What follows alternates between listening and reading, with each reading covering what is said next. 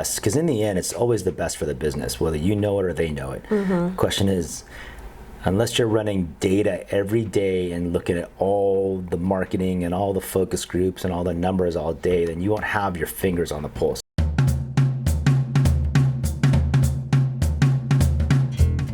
Welcome to Marketing Made Me, the most powerful marketing podcast in the world. We're here. Me, hi. What's going on, people out there in internet world?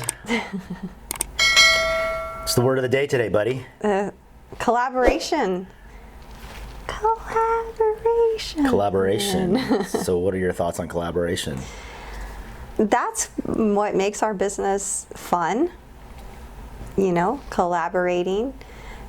For you as a business owner, like, what are your thoughts on, can you expand on, like, what are your thoughts on, like, that? I think it's a major pillar in business. We have to be able to work with other people and work with a lot of personalities and see how two minds are better than one, but ultimately when you're doing business, So you're talking about collaboration as working with somebody versus working with somebody. It's like working for in collaboration or working with. Meaning like you collaborate with another company to run their marketing, or we collaborate together to work on like a certain goal. Yeah, the team aspect, definitely more fun. Okay. Yeah, it's always more fun when you have a team. Yeah. That's how you build better. That's definitely well known. Anytime you are pitching anything, the first thing an investor looks at is the team. Yep. So collaboration internally, collaboration externally, and a collaboration with your network, right? So, for me, collaboration is huge, because I always say you surround yourself with smarter people. I'm always the dumbest person in the room because That's very smart.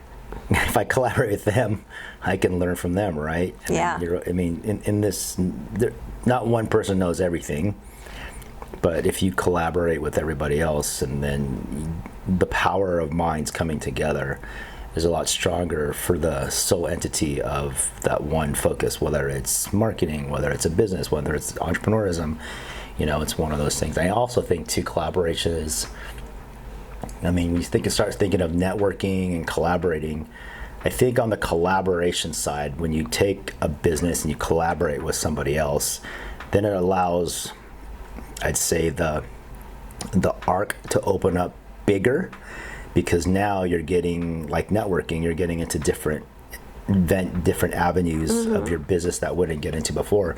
And I think too, what I've seen a lot in the last 10 years was, non-endemic companies or anything coming together, just like black, like one side black, one side's white, and then you collaborate, and then you just have this morph of different style thinkings, different style products, different style. It's not this gray. The gray area becomes this monster of a product or a service or something of minds coming together, right? It's I think collaboration could be looked at different angles. When you look at like sponsorship, you're collaborating with a business like this. Who do we have today? So we got a huge client. They decided to pay us in green dollar bills. And this is what we like, man. So it's collaboration with them and helping promote their business. Yeah. And them getting out there. So internet world, movie theaters, movie sets, videos. I don't know. You need props. You need to reach out to our shout out to Prop Money. Prop Money. They are awesome. These look real. They're based out of LA. We're in LA County, and this is one of the biggest money makers, literally. These look real. I know, in the entertainment industry. So look them up. Just look up Prop Money, and you'll find them. You'll see how many celebrities that you follow that are showing off their stacks of cash.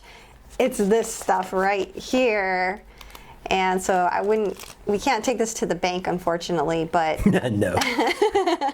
Racks, but perception can be perceived as wealth in this case. So thanks to the guys at Prop Money. Thank you for supporting us. We also appreciate that. And again, internet land out there, web world, I mean, it's here for you. So collaboration with Prop Money, helping promote their business. It allows us to have something to talk about and be partnered with somebody. And who's to say that they're our first ones, which is amazing. So we got to take them with the whole ride with us, whatever we do, we collaborate with them and do some cool stuff, right? Yeah. I mean, if you're in the entertainment industry, this is some high quality cash right here. So we talked about the fun stuff of collaboration and the good stuff, but there's always conflicts, right, when there's collaboration. I mean, I generally don't conflict with my clients. It's very once in a blue moon that I get, pushback from people that I'm working with. And when that happens, the best way is just to handle issues head on. I always believe that, you cannot run from your problems, especially in business. I always feel like business 101 is communication. No matter if it's bad news or good news, you have to you have to reveal all the good and the bad and the ugly and let people make their own decisions and not hide anything from anyone at any time. That's just good business. But that being said, yeah, I mean, I've had one or two clients that I've gotten into a disagreement with, and that's never fun.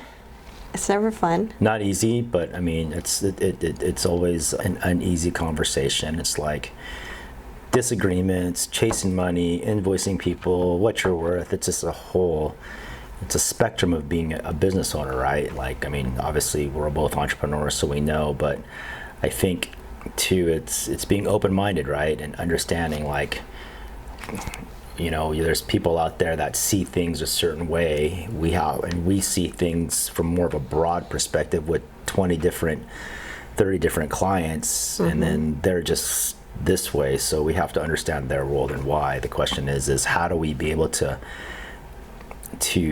assert our business in this form that allows us to kind of grab more business, but at the same time listen. I think it's again going back to collaboration. It's collaborative in messaging and collaborative in conversation. It's being collaborative in thinking, because sometimes the business owner has to understand too.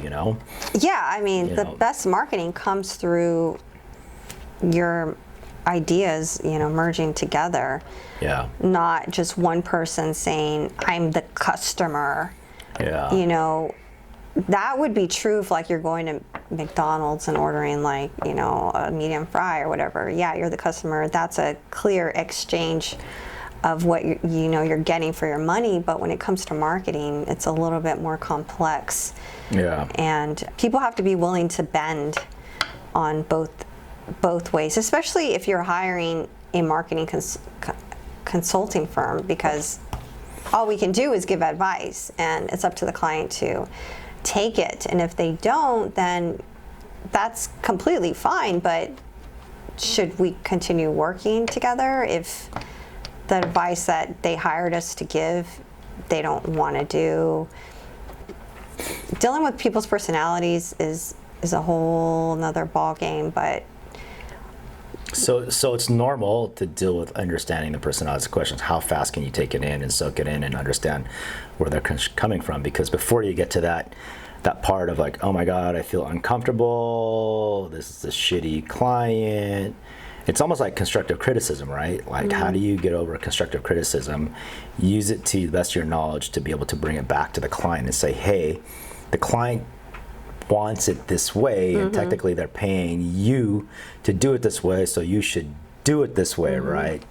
But at the same time, they go to you for the expertise in that sector. So there's going to be always this shuffling of this gray area in there of, like, how do we you make that work, right? Yeah. And it's the mentality of understanding, what's the best, because in the end, it's always the best for the business, whether you know it or they know it. The question is, unless you're running data every day and looking at all the marketing and all the focus groups and all the numbers all day, then you won't have your fingers on the pulse every second. Because with viral media right now and video content and with web and IG, Facebook, Twitter, like things can change so fast. And like, and you and having your pulse, anybody that says they have their finger on the pulse will have it for that much. Then it's gone because something else has come in. You know, I just went to a wedding. My godson got married this wedding, and I thought, yeah, I'm going to a wedding. It's going to be like this, and I get there, it's just completely different. These kids are different, man. They party differently. Like, I mean, you know, weddings are different now. They're non-traditional, and then it's crazy. So things change. Yeah, marketing definitely is so broad. We were just having this conversation with our producer Carly. He just graduated from Cal State, and you know what that degree looks like, because I graduated from college 20 years ago, and I got a different sort of degree. What's your degree in? Communication advertising. Oh, okay. Yeah, and I thought my education was so on point. I loved it. They taught me typography. I mean, we took apart advertising and made it better, and I think I learned so much. It gave me such a great way to move forward in that field. I just feel like I really got a good education, even though it was a community college. So ours was, Carly and I went to the same school, so go Beach. Go Beach, go 49ers. Yeah, but ours is more on the overarching marketing. It's like the overarching, gosh, how would I say this? Overarching ball of information. It wasn't just very direct, because your communication seemed like it was very... Communication advertising, It was very specific. Ours was very broad, and allowed us to tap into different access of different, like communication marketing to social media. Just allowed us to website development, to on-site activation, to events, to promotions, the whole nine yards. Ours is a lot more broad, you know. But I came with business admin too, so I had to learn, Carly, we had to learn like managerial economics. I'm like, damn, this sucks. But now I'm like economics is huge right now, especially the industry that I'm in now. Yeah, like, I would love to learn I economics. wish I would have just sat there and just like, yeah, but no, I hated it. But now I'm like, okay, the economics part of things is very crucial to like the business world, right? Like that's how data and economies of scale, economics tells us what's going to happen. Yeah. You know? One thing I just learned about recently, you know, I'm hearing about China. You know, China's economy is going through turmoil right now, and for some reason, you know, I'm always on YouTube. A video came up about TikTok and how that's China owned. Yeah. And for the first time in history, Facebook is like losing its hold on the world due to TikTok. So when did we ever think that Facebook would actually, you know, have a competitor? And so it looks like TikTok is really coming up, which is crazy. Time will tell. Time will tell. I mean, like anything. I mean, it started with, remember e-circles? No. Oh, damn. What? I think even before, What is that? Even before e-circles, there What was is e-circles? something messenger. There was something messenger, and then it became e-circles. What? I remember e-circles, and then after e-circles came, what was the other one? If you have heard of e-circles, please What was after e-circles? comment. No, there's one after e-circles. It was it's a music one now, isn't it? Oh, okay. I know what you're talking about, because Gary Vee always references us. Musically? No, before that. What's the other one? Vine? No, it was way before. It's the pre-Facebook. Oh, that's MySpace. MySpace. Yeah. It was MySpace. Then Facebook came out. Yeah. Is that? I mean, I don't know. I could be wrong, and it's just crazy, man. Like, Yeah, I miss MySpace. You know what I also read too is that MySpace lost all of its information. So all of the pictures you had on your profile, they're gone. Oh, really? Yeah. I'm like, damn. That's why when I went back into my MySpace, you know, it was my profile. Because I've tried to log back in. Who has done that? Have you tried to log back into your MySpace profile? I don't even know what that is, but I go out anymore. MySpace. Because I had some really cool pictures, and then I just found out that they lost all of the information. Yeah. So RIP to MySpace. I think it's still online though, which is crazy. I don't know. They should just take it offline. Yeah. So going back to collaborations, as a business owner, I think it's very crucial that you have to play in that space, because yeah, you have to be able to pivot. And we see it with the bigger brands too, I see it with Louis Vuitton, Gucci. I see it with the Vans, the Nikes. There's always collaborative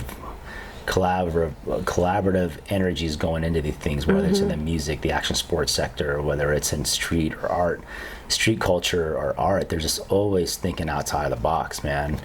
I see one of my good buddies. He's a famous painter, artist, Sunny Boy Paint in Echo Park, and he's doing stuff with Risk Rock, and it's they just collaborate on these rad little projects, and you just so cool to see. And they have this retail shop in Echo Park. I'm man, they're always on it. It's super. Wow. And surviving, man. It's a tough industry to survive as a small business, Even in food's tough too nowadays, Gosh, I feel like chicken strips is the new hamburger right now, and I'm chicken strips, chickens everywhere, man. Chicken, man, keep the hamburgers around, Yeah. So it's one of those chicken. things, yeah. So. Yeah, collaborations. You have to. That's the only way you're going to stay in business. Especially now, everything's more and more about experiences. I always say that experiential marketing. And the best way to do that is it's kind of a good method, because what you're doing is latching on to your partner's audience. So it just helps each person widen their own audience by anytime you collaborate with another business. So that's always a plus. So coming to that, it's all about this synergy, you can say. Yeah. It's a synergy that, brings together some type of multi-focused idea pot coming to stirring and grabbing something out of it, and here's something new, right? Yeah, I feel more and more we're getting presented with projects that are all about collaboration. I think that's where marketing really is. Whether you are behind the scenes, and your brand is not really put in the forefront of a project, that's fine. You can still have your successes in the background, and it's not really all the time about getting recognition, because sometimes you are in the background. And sometimes it's good to be in the background, It's one of those things where I don't like to be on the foreground at all, but I like to be in the background. Sometimes my background ideas or thoughts are a little too forward thinking, and people think I'm crazy, but and that's it's what I'm learning about myself is there's so much to do in marketing, and I've learned so much from all the people that are around me that I know how it should be, but sometimes you got to tailor it to that little small business. So small businesses out there, when you're out there, you need to think of your networks. You got to think of your collaborative efforts and working with people. It's okay to think out of the box. It's okay to get constructive criticism, because if you don't get good constructive criticism from the people you trust, then how do you know you're bringing your business in the right direction, right? People say, no, I'm going to be an entrepreneur, I'm going to sell to this crowd. I'm yeah, you can sell that crowd all day long, but if you're not listening to them, you're not delivering the right product or service, then it's not going to work. Why are you going to open up a chicken spot when there's 10 chicken spots in this area? Open something different, and then poof, you be the part of the choice versus being part of the competitive set. I don't know. It's an interesting. Yeah, you should always be open to other people's ideas. That's, for sure. I definitely agree with that. Because you don't know everything. You can't know everything, and you don't know what you don't know. So you don't know what you don't know. Or if you know, you just don't know. Yeah. An old saying from buddies and I. All right. So that's kind of what we were talking about, or you were saying in the beginning, is like putting yourself in a room with, you know, people that are smarter than you. That's always good. You should always It's a humbling experience. Strive to do that. I feel like I learned a lot. I was an apprentice for a very wealthy real estate broker, and he was very behind the scenes, actually, because, you know, he's that guy I mentioned that was running these clubhouse rooms. And to the people in the audience, he's just a voice. He's just a voice on that app. Yeah. And I was sitting right next to him in the room as I could hear him talking to a crowd of, there'd be like 1,000 people listening to him. And it was insane to be there and hear his influence on people. But I did learn a lot, because he knew how to get people engaged. You know, so there's something to learn there. So for those of you who don't know, Clubhouse is kind of like this online streaming live radio. They say it's a live podcast. It's a live podcast / radio, because there's interaction. There's live interaction in it. Yeah. So what happens is somebody starts a room, and it's global. Mm-hmm. So anybody can join. If you're in, well, you have to be invited, but there's so much great information on Clubhouse. It's like the new form of like informative radio that's live, right? So, I mean, podcasting can be live, but I think Clubhouse is the interaction is a little bit more, I'd say, quicker. It's a lot faster, because it's then there, it's going now, and there's no video, there's no frills. It's straight, just listen to content, you know, learn it, hear it, adapt it, accept it, you know, and go from there. Yeah. So I'm not a huge Clubhouse user. I was during that time, just because that was his main source of income. He really made that a job. Yeah. So he used his voice to the best of his ability. He got people to contact him for so many things offline, you know, and really that's what, you know, when we're creating these YouTube videos, is to get the conversation going. If you hear something you like, you know, reach out to us. We want to hear from you. We want to work with you. So it's similar to Clubhouse, but it's not pure audio, and we're not live. Maybe one day we'll do a live show. Yeah, in hopes that we're bringing some type of angle or interest to you as a business owner, a corporation, director, or whatever it is. Like, I guess sharing experiences is a pretty big deal, because you just never know where anybody's at or where their headspace is at for whatever they do. And it's always good to kind of let people know that, hey, they're going through the same shit that I'm going through, or in my small business, it's a fucking pain in the ass. Being an entrepreneur sucks. It's hard, but it's very rewarding. Yeah. You know, or I can go to work every day and be like, collect a paycheck, collect a salary, and call it a day. But you know, it's one of those things where, I mean, in hopes that we bring some good information out. Yeah, so collaboration is definitely key. You know, I would think, especially in marketing, you know, because that's not typical to every business, right? Because if you're a shoe salesperson, you're selling a client, you know, pair of shoes, that's not really collaborating with them. So I beg to differ on that. Really? Yeah, because if you're a shoe salesman, you're selling a brand of shoes, you can collaborate with another entity, whether it's a nonprofit for fundraising. Yeah, but the client isn't really. Well, no, but like say if isn't really involved. Like say in you that worked process. at a shoe shop. This is how I'd see it. See, this is where we think differently. You're a shoe salesman. You work for a brand and a company, right? And you're selling shoes. I say, hey, let's partner, and I will bring in 50 or 100 people from my nonprofit sector to your company. Yeah, but I'm talking about from the customer. You're talking about B2B. I'm talking about B2C. So, but what if you're collaborating with like a high-end designer? Yeah, that's B2B. So yeah. Oh, I see what you're saying. That's collaboration for sure.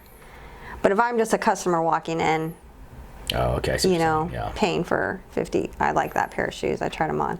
But yeah, on the business end. Okay, you're right. You're B2B. You're correct. Yeah. See, that's how come my thinking is kind of sometimes. Would you ever be a shoe salesperson? I would. I think shoe salesmen are amazing. Vacuum salesmen are amazing because what? Because I truly believe the door-to-door vacuum salespeople. Yeah, you know why? Because it allows you to think on your feet fast. and not take no. Would you ever do that? Have you ever done that? I have never done it, but I've seen people do Door-to-door sales? Yeah, but it allows you to think on your feet fast and quick and answer fast. You're gonna get a quick response. If someone's gonna sell you a vacuum, they're gonna say no. How do you turn that no into a yes? That's where you have to be super ultra creative and fast. Yeah. You know, I tell my daughter that all the time. I go, yo, like, look at that person that's trying to sell you this thing. I go, this is a great exercise and a lesson because it allows you to think creatively faster, to redevelop or repackage something to make them change their mind. Yeah, I truly believe. I haven't done it, but I truly believe like they're the best and the quickest thinkers out there because they've put themselves in a position where they've been shut down 20 times and, they keep going, and then their no's start turning into yes because they hone their game. And the crazy thing about that, the response, the results are quick. Meaning, no, yes. Oh shit, I got a yes. Why is my yes? And then keep going. And then this is how I need to capitalize. Maybe this whole neighborhood thinks like this. How do I change my thinking? Yeah. That's what I did. Oh, yeah. Yeah. That's a good exercise. Yeah. If you ever want to find out how good of a salesperson you are. Or you want to learn the game, man. You get in there and take all these no's, take the beatings, come back, and you'll be much stronger, right? Yeah. They say every no brings you closer to a yes. Yeah. And we're getting a lot of yeses. I feel like, you know, just doing this podcast is starting to, you know, make the phone ring over here just because people, I'm talking to them, letting them know what we're doing, and it sounds interesting. So we hope you enjoy this podcast. And don't forget to like and comment if you do any sort of door-to-door sales. And are you a business owner, or, you know, what's your best way you market your product? Do you like working with other brands? Do you need some prop money? Thank you to the sponsors. Or do you need some real money? Because we got you. Either way. All right. But yeah, don't forget to subscribe, and thank you so much for tuning in today, and we're going to see you on the next episode. Peace.